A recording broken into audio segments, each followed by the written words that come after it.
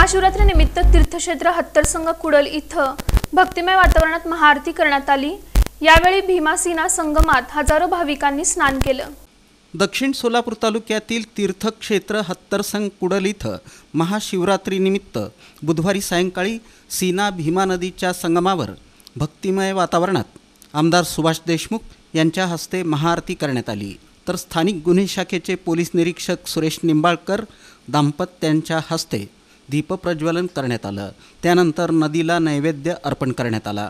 दरम्यान जिल्हा परिषदेचे मुख्य कार्यकारी अधिकारी कुलदीप जंगम यांनीही मंदिराला भेट देऊन दर्शन घेतलं। भीमासीना नदीच्या पवित्र संगमावर हजारो भाविकांनी सकाळपासूनच स्नानासाठी गर्दी केली होती।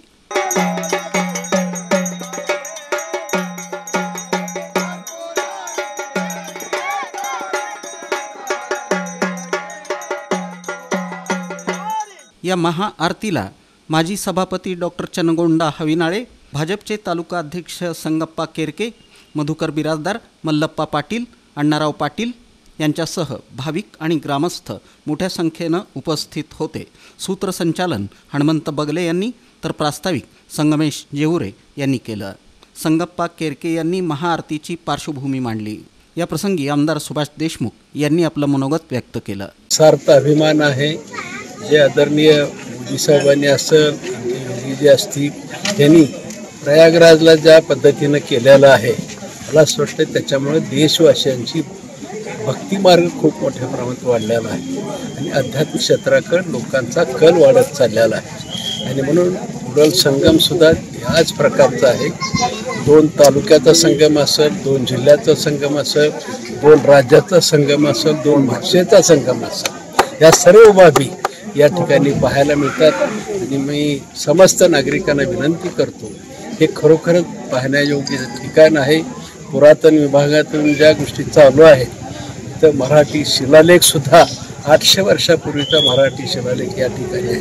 आणि म्हणून या ठिकाणचं जे महत्त्व आहे ते अध्यात्म पर्यटन, मी सातत्याने जिल्ह्याचं आध्यात्मिक पर्यटन, धार्मिक पर्यटन व्हावं याच्यासाठी सुद्धा नियोजन विभागातून सातत्याने प्रयत्न करतोय।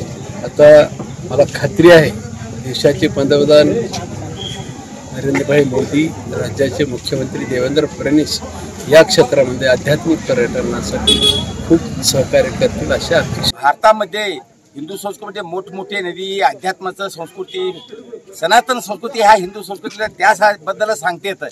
पण स्वातंत्र्य झाल्यापासून आपल्या तालुक्याला कितीतरी आमदार खासदार होऊन गेलेले आहेत, पण आपले सहकार महर्षी प्रयत्नाचा पराकाष्ठा करून ही स्थान आपल्या जिल्ह्यामध्ये किंवा महाराष्ट्रामध्ये भारतात कसं वाढवता येईल हे जीव घेण्या प्रयत्न भरपूर आपल्याला सहकार्य केलेले आहेत।